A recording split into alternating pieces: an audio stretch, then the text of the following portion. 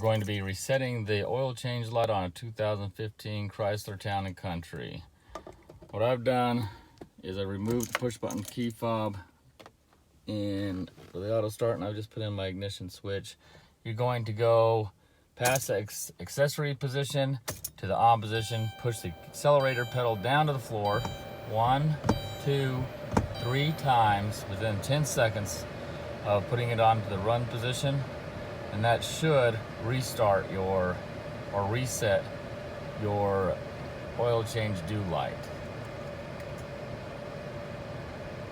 Now we'll go ahead and go up to the off position and start it up, make for sure it's cleared it off.